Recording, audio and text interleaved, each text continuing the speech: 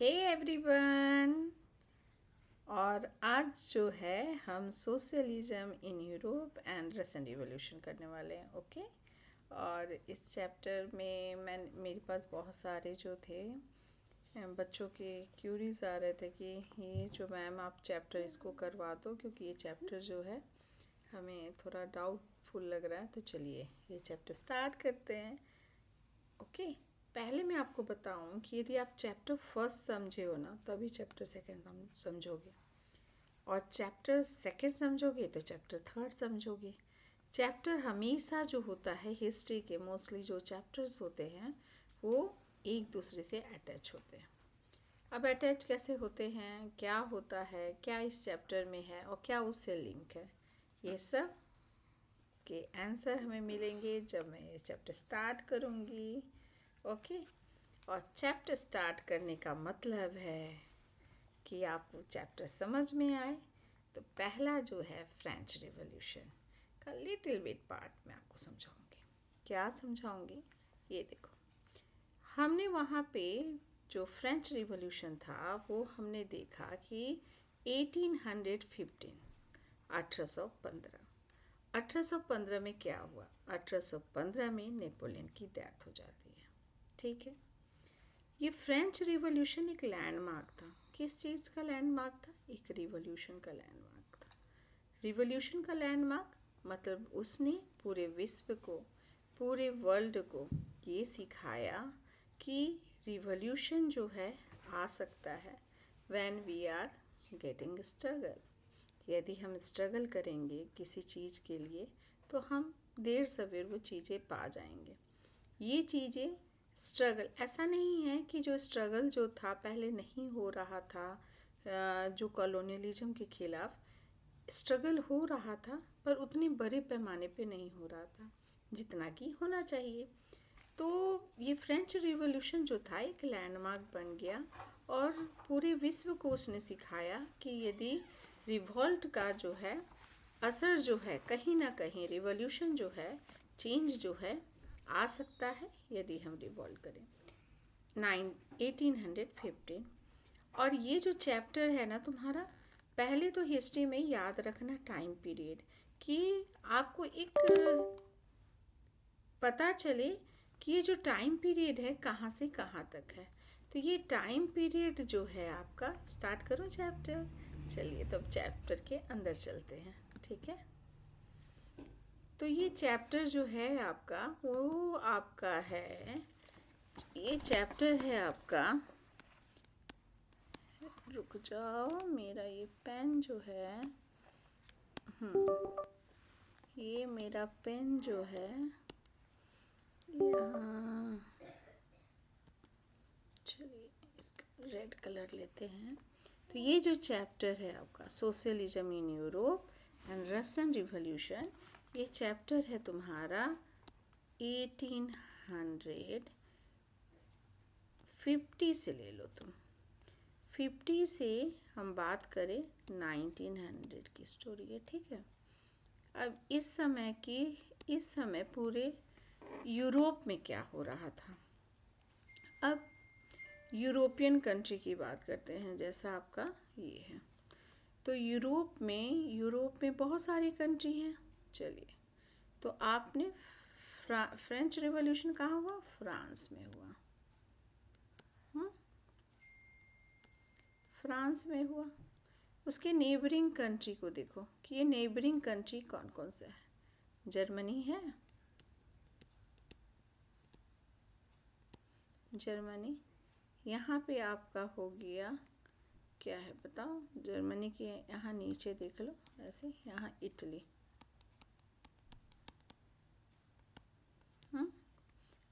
यहाँ ऑस्ट्रिया। ठीक है। यहाँ स्पेन,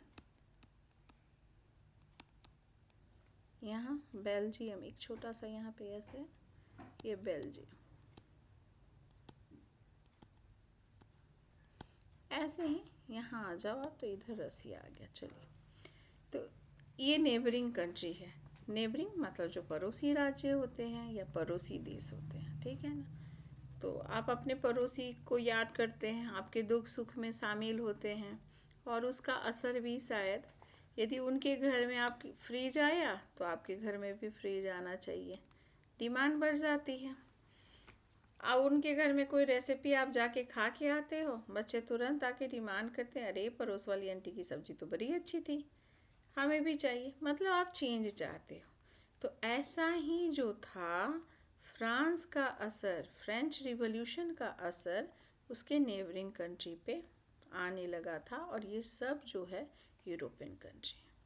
अब क्या का असर आया, ये चैप्टर को समझते हैं। सोशलिज्म, ये जो आपको बता रहा है, सोशलिज्म का मतलब होता है सोशियल प्लस लीज्म, ठीक है। अब ये सोशलिज्म, सोशल मतलब सामाजिक और लीज्म मतलब आइडियोलॉजी। सामाजिक आइडियोलॉजी को, आइडियोलॉजी मतलब होता है हर के अपने अपने आइडियोलॉजी होते हैं। सिद्धांत आप बात कर लो तो सोशल आइडियोलॉजी, सामाजिक सिद्धांत जो था वो सबसे महत्वपूर्ण था। सामाजिक सिद्धांत मतलब सबको साथ लेकर चलना, समाज को साथ लेकर चलना। अब all the people are equal in the form of democracy, क्योंकि आप डेमोक्रेटिक कंट्री में रहते हो और आप यही सोच रहे होगे। तो हाँ जी, यहाँ पे सामाजिक एकता की बात की गई है। सोशलिज्म, सोशल आइडियोलॉजी के हिसाब से समाज जो है हमारे साथ चलेगा, ये है सोशलिज्म। कहाँ सोशलिज्म, समाज को एक साथ लेकर चलना है, समाज में जितने लोग हैं उनके दुख सुख सबको ध्यान में रखना है, और जो चीज़ें हैं पब्लिक में डिस्ट्रीब्यूट होना है। ऐसा ये कौन सोचता था भैया? तो ये सोचता था सोशलिज्म आइडियोलॉजी वाले पर्सन। ठीक है, आप समझ में आ गया कि ये आइडियोलॉजी जो था यूरोप में डेवलप हो गया। चलिए, ये चैप्टर है ना बेटा, ये चीज़ें बताऊँ आपको, ये socialism in Europe and Russian revolution. Socialism in European country में जो आया, बाद में ये चीज़ें जो है कहाँ पहुँची? ये पहुँच गई रसिया, है ना। तो ये पहुँच गया रसिया में, और रसिया थोड़ा सा दूर है। तो रशियन में पहुँचने के पहले हम देखेंगे क्या कि रशियन इन रिवॉल्यूशन, अभी ये जो है चैप्टर 2 पार्ट में डिवाइड है। एक है तुम्हारा सोशलिज्म इन यूरोप, और दूसरा जो है तुम्हारा रशियन रिवॉल्यूशन। चलो, ये बातें आपको समझ में आ गई होगी कि हमें पढ़ना क्या है। अब चलो, अब बात करते हैं, सोशलिज्म की बात हो गई, तो यहाँ पे सोशलिस्ट और नेशनलिस्ट के बारे में अभी फंडे समझ लो आप, किस चैप्टर में क्या क्या चीज़ है। एक तो आइडियोलॉजी हो गई सोशलिस्ट आइडियोलॉजी, जो समाज में एकता की बात करते हैं, समाज में सबको एक साथ ले की बात करते हैं, लेकर चलने की बात कर रहे हैं। दूसरा जो आ गया वर्ड वो है नेशनलिस्ट। ठीक है, अब ये नेशनलिस्ट कौन होते हैं भैया? Socialist, nationalist. अब देखो, नेशनलिस्ट, नेशनलिस्ट मतलब फ्रीडम मूवमेंट, जिनको आज़ादी चाहिए भैया, आज़ादी, फ्रीडम, किसी भी हाल में हमको फ्रीडम चाहिए। जो आज़ादी की दिलाने में, देश को आज़ादी के लिए हमारे नेता जो हो गए वो नेशनलिस्ट हो गए, है ना। आप इंडिया में रहते हो तो नेशनलिस्ट लीडर भैया कौन कौन हुए? तो नेशनलिस्ट लीडर जो हो गए, यहाँ पे एक मिनट, इसको हम रिमूव करते हैं और काफ़ी इजी वे में इसको सीखते हैं, ठीक है। चलो, इजी वे में कैसे सीखते हैं, तो सबसे पहले ना बच्चों को क्लियर होना चाहिए वर्ड, कि जो मैम बोल रही है वो वर्ड आखिर, क्योंकि ये बड़े बड़े वर्ड हैं और ये सारे वर्ड ना सुनने में तो बहुत दिमाग को, और जब आप एक स्टोरी की तरह सुनते हो ना वो हिस्ट्री को, कभी नहीं भूल पाते। चलो, एक तरफ आप यहाँ पे यही कलर लेती हूँ, मुझे रेड बहुत पसंद है तो मैं ये लेती हूँ, ठीक है। आप कोई भी कलर ले सकते हो। यहाँ पे हम लिखते हैं सोशलिस्ट, सोशलिस्ट, और यहाँ हम लिखते हैं नेशनलिस्ट, ठीक है। सोशलिस्ट, नेशनलिस्ट, तो मैंने अभी आपको क्या बताया, जो नेशनल आइडियोलॉजी पे बिलीव करे वो नेशनलिस्ट हो गया, है ना, और जो सोशलिस्ट आइडियोलॉजी पे बिलीव करे वो सोशलिस्ट हो गया। दोज पर्सन बिलीव ऑन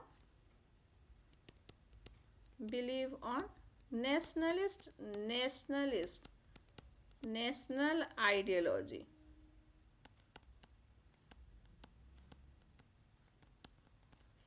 तो दैट मीन्स नेशनलिस्ट, और those person believe on social, तो सोशलिस्ट। ये पहला पॉइंट बन गया, है ना। अब एग्जाम्पल के बिना क्या हम समझ सकते हैं कोई चीज़ को?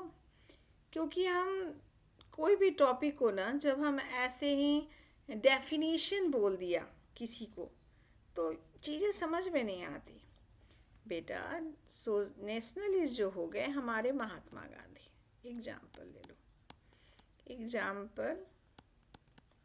एग्जाम्पल में आ गए, कौन आ गए? महात्मा गांधी। महात्मा गांधी हमारे बापू,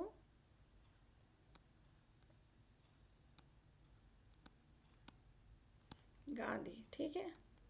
और ये चाचा नेहरू, ठीक है, जवाहरलाल नेहरू। तीसरे कौन हो गए? किसी भी लीडर का नाम ले लीजिए, जवाहरलाल नेहरू, बिपिन चंद्र चटर्जी, लाल बहादुर शास्त्री, ये सब नेशनलिस्ट हो गए, जिन्होंने अपनी पूरी ज़िंदगी जो है नेशन के लिए, हमारी आज़ादी दिलाने के लिए, हमारे, क्योंकि दोनों चाहते हैं फ्रीडम, दोनों को मुक्ति चाहिए, किससे? कॉलोनियलिज्म से। अब सोशलिस्ट में हमने देखा, those person believe on social freedom और the social ideology, that those are known as socialist, है ना। यहाँ पे एग्जाम्पल में क्या लिखेंगे? क्या मैम जो सोशलिस्ट है वो नेशनलिस्ट नहीं है? नहीं बेटा, जो सोशलिस्ट है उसे भी आज़ादी चाहिए, पर वो लीडर की तरह काम नहीं करेगा, और नेशनलिस्ट है जो लीडर की तरह काम करेगा। सोशलिस्ट में हम नाम लेते हैं, कभी सुना आपने किसका नाम? राजा राम मोहन रॉय का। राजा राम मोहन रॉय। रविन्द्रनाथ टैगोर को ले लीजिए, उनको क्यों भूल रहे हैं?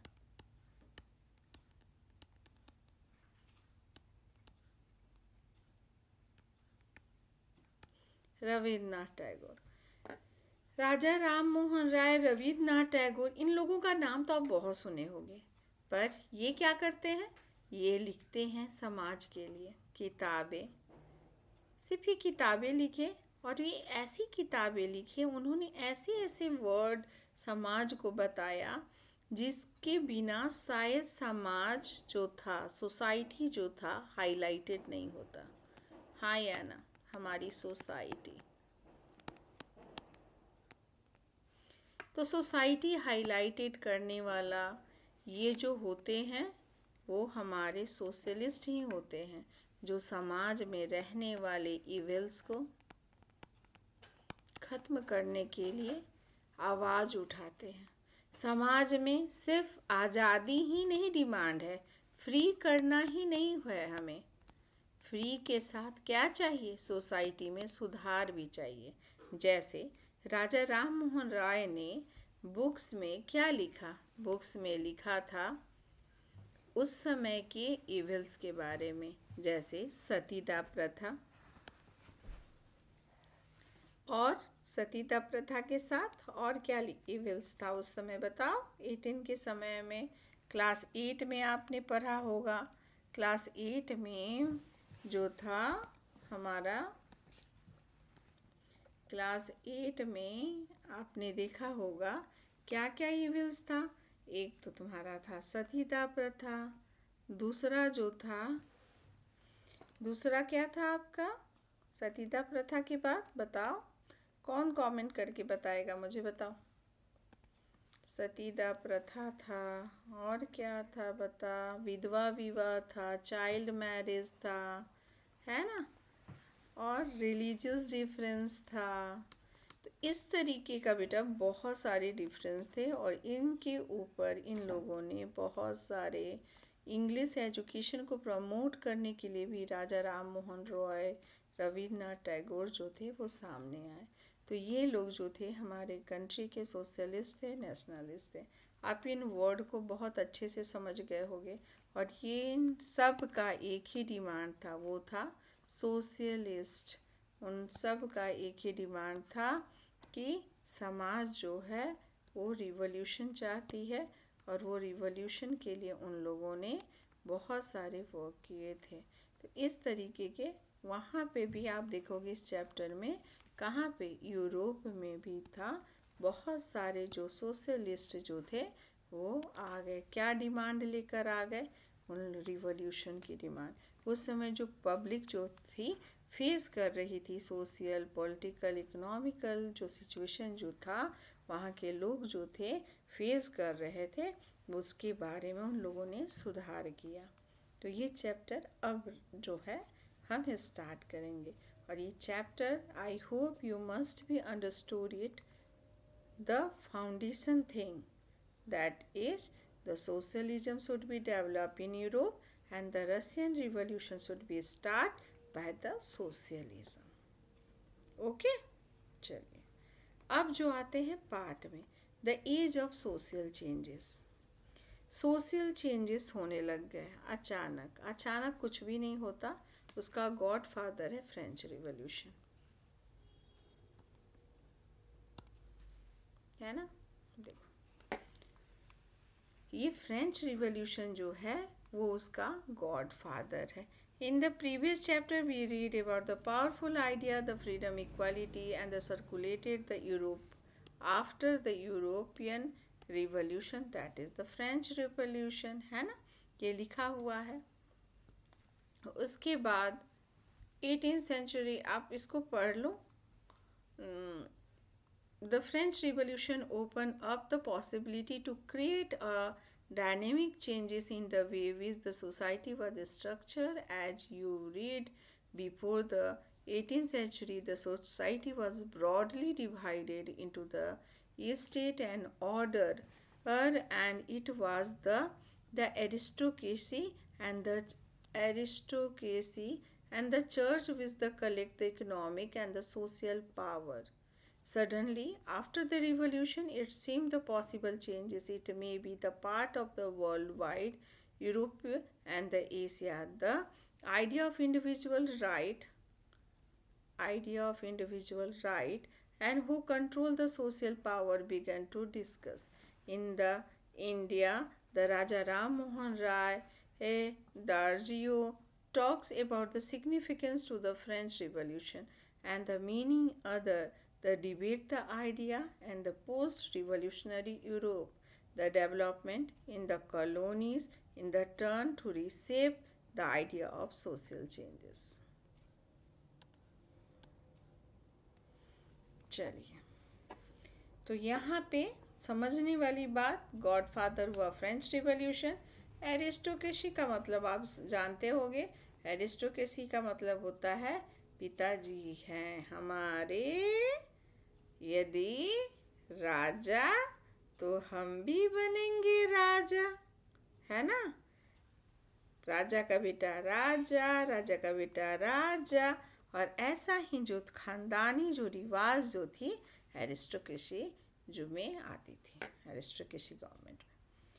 सोसाइटी सिर्फ उससे पीड़ित नहीं थी, उस समय की सोसाइटी जो थी ये सिस्टम ही नहीं था उसका, जो church with the collected the economic and the social.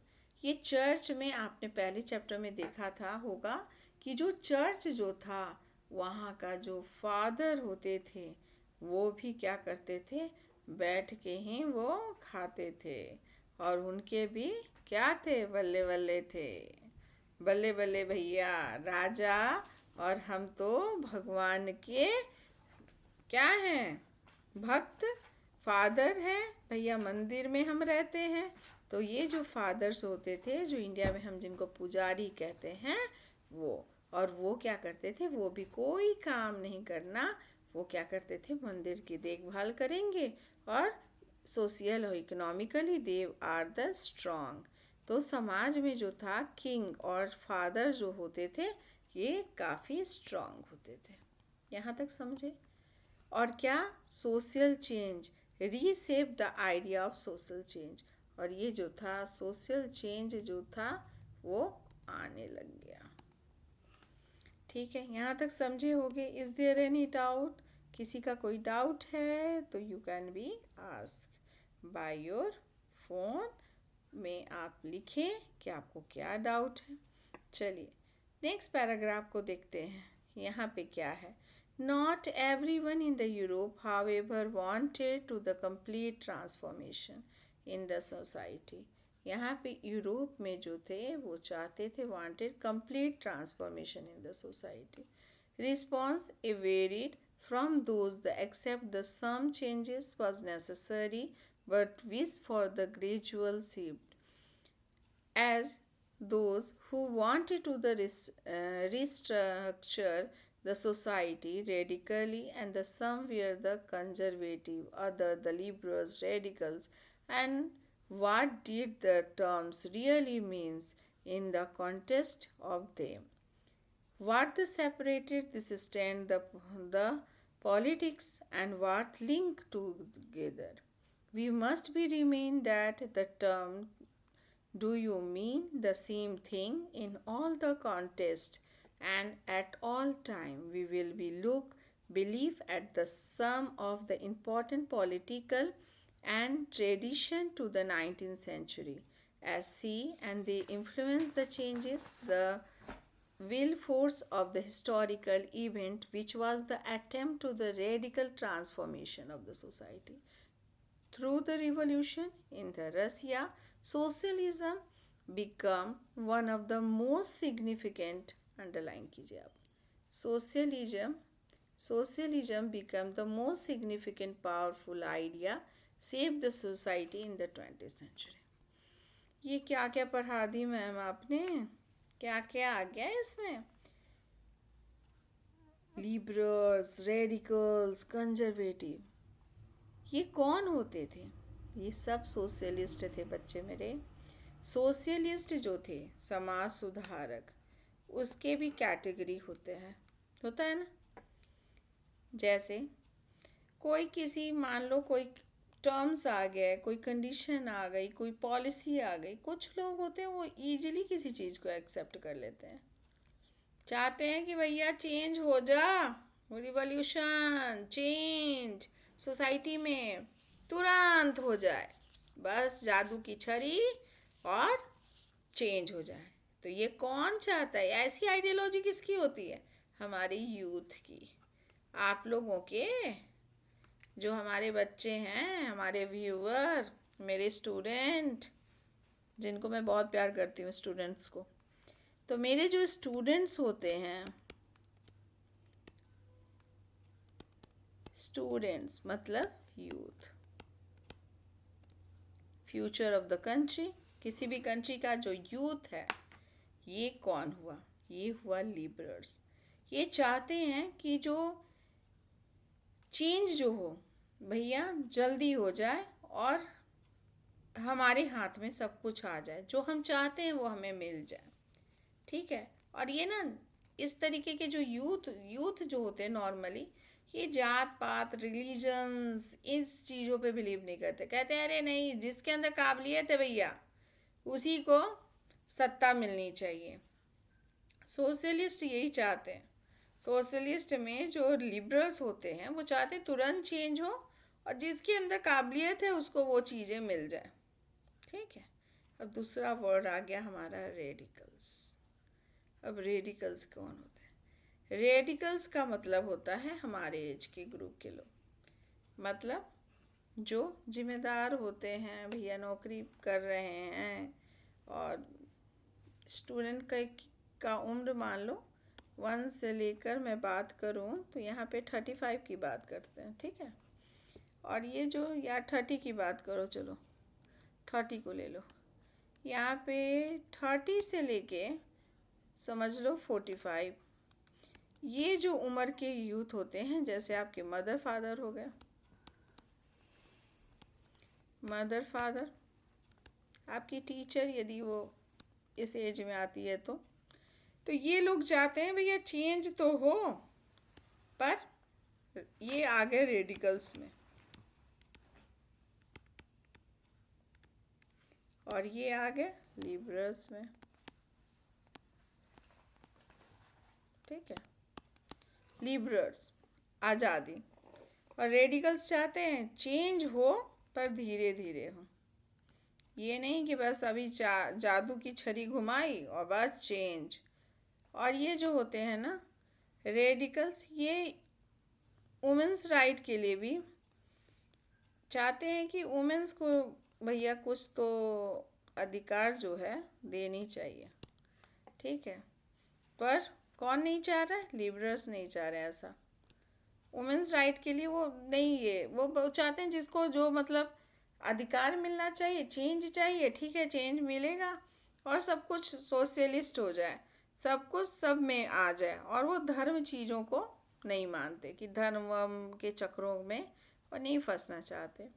Radicals होते हैं ठीक है चेंज हो, थोड़ा धीरे हो, not rapidly, not fastly, but धीरे धीरे, ठीक है। और इसमें वो वुमेंस राइट की भी बात करते हैं कि वुमेंस को भी कुछ राइट्स मिलनी चाहिए। अब जो है कंजर्वेटिव, ये कंजर्वेटिव कौन होते हैं, ठीक है। कंजर्वेटिव के लिए यहाँ जगह बना लेते हैं, चलो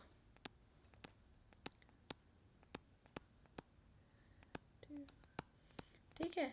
ये कंजर्वेटिव जो होते हैं इस एज ग्रुप में यदि हम कहें तो ये 45 से ऊपर वाले होते हैं, ठीक है, ऑनवर्ड्स।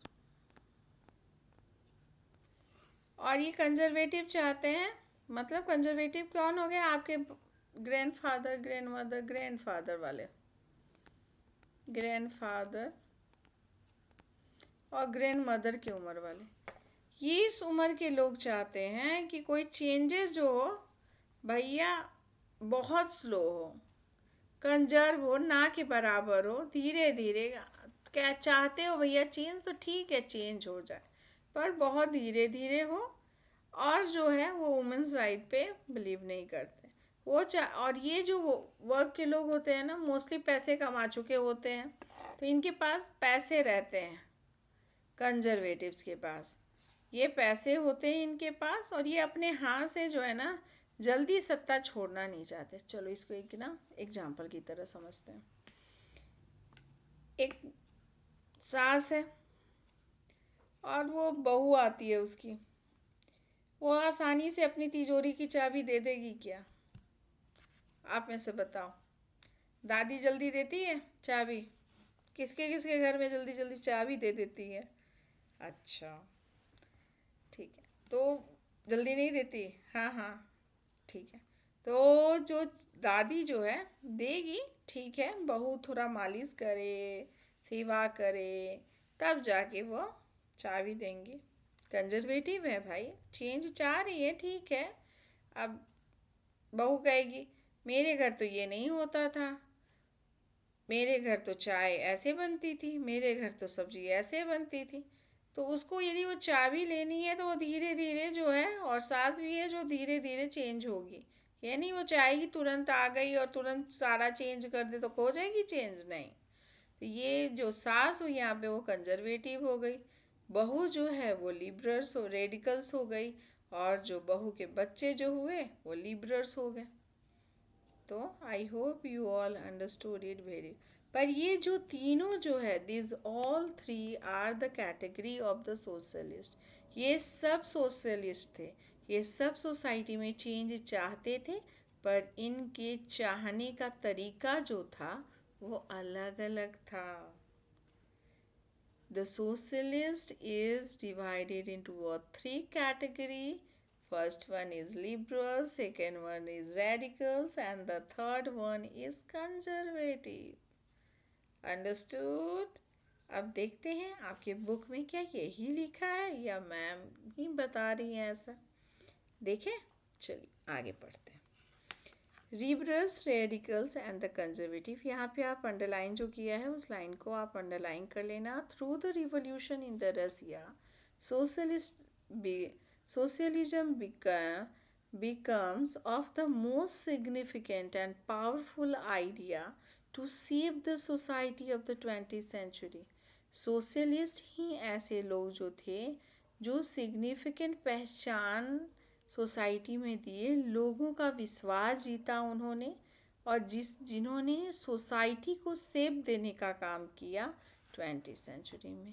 ये सोशलिस्ट जो होते हैं ना, समाज सुधारक के नाम से जाने जाते हैं, जो सोसाइटी में ऐसा सुधार करते हैं और उनकी बातों को, उनके लेखन की कला जो होती है इतनी स्ट्रांग होती है, उनके बोलने का तरीका इतना अच्छा होता है कि पूरी की पब्लिक जो है उनकी बातों को मानने लग जाती है। ठीक है, आगे देखते हैं। देखो, liberals, radicals and conservative, one of the group which looked to the change the society where the liberals wanted, वही है ना, ये चाहते हैं to change the society for the liberals group which look the change the society where the liberals change चाहते हैं। Liberals want a nation to tolerate all the religion, जहाँ सारे धर्म के लोगों को इक्वल राइट मिले। We should remember that this time the European state usually discriminated in the favor of one religion or the another. Britain favored the Church of the England, Austria and the Spain favored the Catholic Church. ठीक है, इस time पे क्या था कि सब country में अपने अपने एक एक रिलीजन थे, वही रिलीजन को फॉलो करते थे, चर्च को मानते थे। तो ये चीज़ों को क्या कौन नहीं चाहता था? लिबरल्स नहीं चाहते थे। लिबरल्स चाहते थे कि जो हर रिलीजन के लोगों को इक्वल राइट मिले।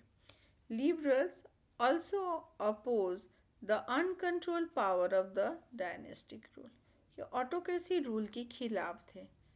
ठीक है, they wanted to the safeguard the right of individual against the government.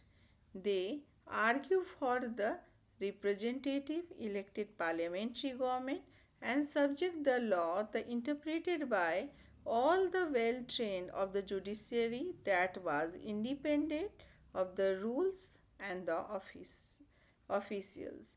However, they were not the Democrats. क्यों? क्योंकि वो डेमोक्रेट्स थे। दे वर नॉट डेमोक्रेट, वो डेमोक्रेसी नहीं चाहते थे, डेमोक्रेट नहीं थे। डेमोक्रेसी का मतलब उनको राइट नहीं, वो समाज को सुधारने का काम कर रहे हैं, वो चाह रहे हैं चेंज लाओ। अभी आज़ादी की बात वो नहीं बात कर रहे, तो इसलिए यहाँ पे लिखा है they were not democrat, they do not be believe in the universal adult franchises. वही है ना, यहाँ पे वोटिंग राइट नहीं चाहते, वो आज़ादी ही नहीं चाह रहे, वो बस यही चाह रहे हैं कि जो सोसाइटी है, सोसाइटी में लोगों को राइट्स मिले।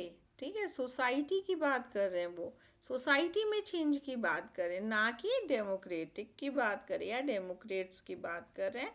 और यूनिवर्सल एडल्ट फ्रेंचाइजीज मतलब उनको कोई शासन या सत्ता का लोभ है, ऐसा भी नहीं है।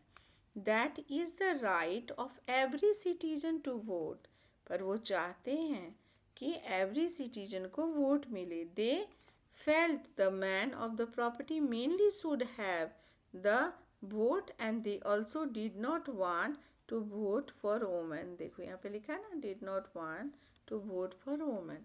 लिबरल्स नहीं चाहते हैं कि औरतों के अधिकार के बारे में वो बात नहीं करना चाहते, या उनको क्या मिलेगा नहीं मिलेगा उससे उनको लेना देना नहीं है।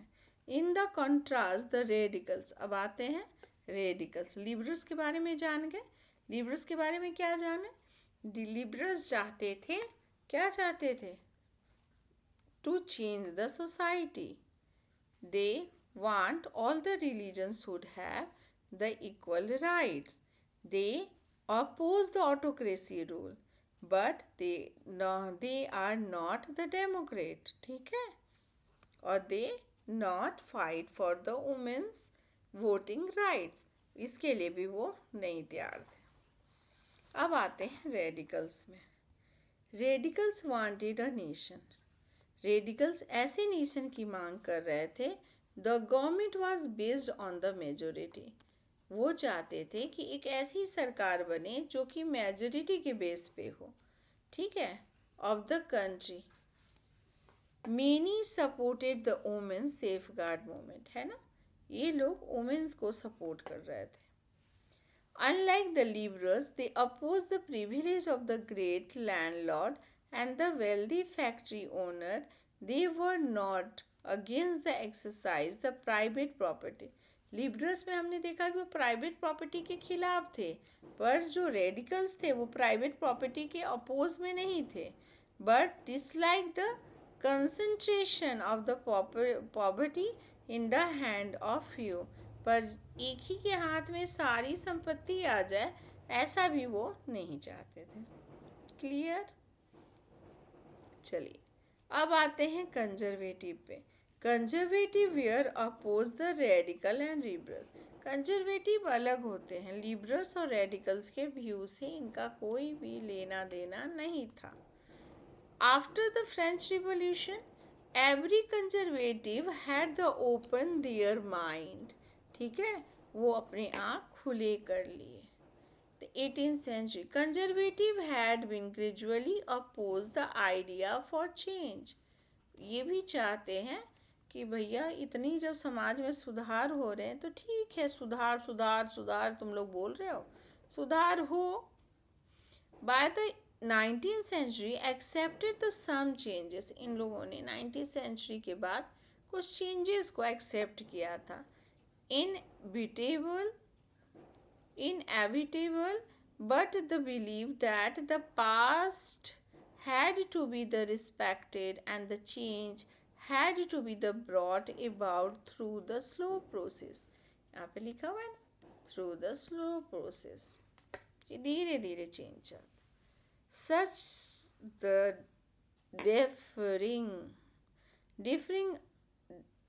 differing idea about the social change closed during the social and the political and the turmoil that followed the French Revolution. The various attempts at the revolution and the national transformation in the 19th century and help the define both the limit to the potential of the political tendency.